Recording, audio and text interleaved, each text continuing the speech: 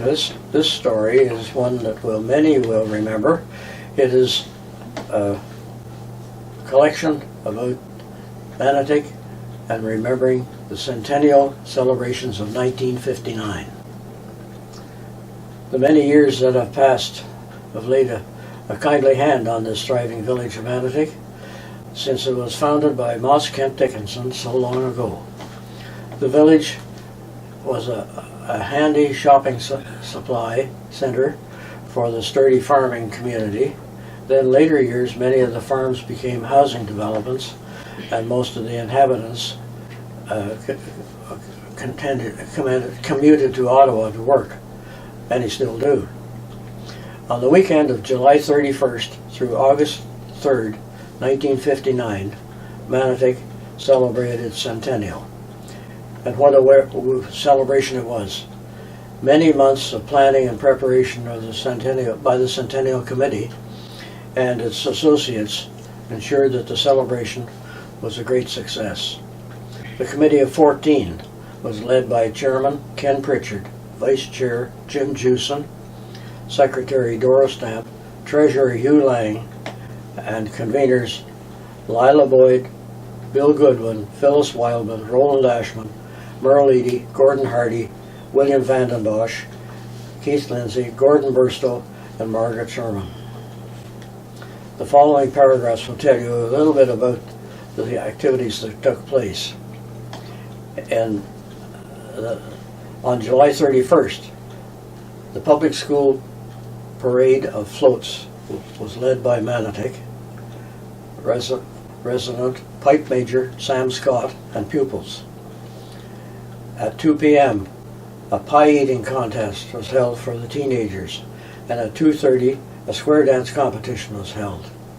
At 7:30, the Anglican Boys Choir performed under the direction of Mrs. Thornley, followed by Highland and folk dancing by Mr. McCaffrey's group. Judging of costumes by girls 14 and under, a vocal duet by Penny Armstrong and Phyllis Perazzo, bathing beauties in 1900s and their teenage boys combined climbing the greased pole. On Saturday, August 1st, began with the children's races, centennial parade of floats through the village, and the official opening ceremonies at 3 p.m. by Dick Bell, Member of Parliament.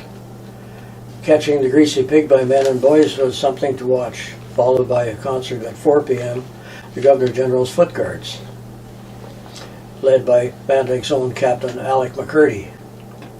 In the evening, a barbershop quartet performed, along with selections from the Manotick School of Ballet, followed by the presentation of trophies for the floats.